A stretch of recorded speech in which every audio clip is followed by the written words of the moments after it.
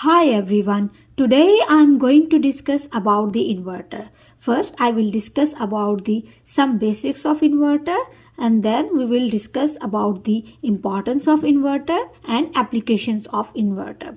So what is an inverter? Inverter is basically a power electronic device which converts DC power to AC power. Here DC stands for direct current and AC stands for alternating current. So this is the symbolic representation of inverter. This side is showing the input side and this side is showing the output side. The input side is DC and the output side is AC. Here if we see the waveform of the DC power supply, then we can see that it's a straight line, unidirectional straight line. What does it mean? It means the direction of the DC power supply does not change with the passage of time. If we see the output of the inverter, then it is in the form of bidirectional, positive and negative. Is it in the form of sine wave or square wave? But this sine wave or square wave depends on the topology of the inverter we have used here. So what does an inverter do? Inverter takes DC power on the input side and converts it into the AC power on the output side. Now I'm going to discuss about why is there a need for an inverter. If you know that we have renewable energy systems. These renewable energy systems include solar systems, wind turbine systems, etc.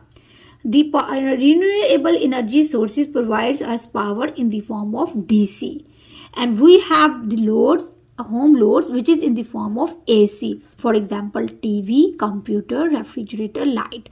So we cannot connect DC supply directly to the AC load. So here comes the role of the inverter. Inverter takes the DC supply from the renewable sources and converts it into the AC supply, and then this AC supply is fed to the home AC load and also fed to the grid.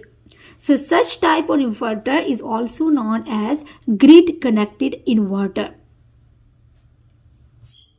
Here is the second importance of inverter in electric vehicle. As we all know that in electric vehicle, battery provides the DC power supply. Inverter takes this DC power supply from battery and converts it into the AC power supply and feed it to the motor to run the electric vehicle. So DC power source in electric vehicle is the battery. Here we have very two important concepts: vehicle to home V2H and vehicle to grid V2G concept related to electric vehicle. Battery in electric vehicle provides DC power supply and to the inverter, and inverter provides us the AC power supply. When the electric vehicle is moving, then this AC power supply is fed to the motor to run the electric vehicle. But when electric vehicle is not moving, it's staying at home, then this AC power supply from the inverter is fed to the home AC loads as well as to the grid. So this electric vehicle is feeding to the grid, so it's vehicle to grid concept, and this electric vehicle is feeding to the home loads, so vehicle to home load concept is here. Most important thing about the inverter is that battery based backup power system also involves inverter. Why we are using the battery based backup power system? When the grid goes down, then we need another power system, and when sometime the electric outlet at home is not working, or sometime you are traveling and you don't have connection to the grid or electric outlet in the train or in the car, then you can use the battery based backup power system, in which inverter converts the DC supply to the AC supply to charge up your mobile or TV or the computer, whatever you want to feed. Uninterrupted power supply, which is also known as UPS.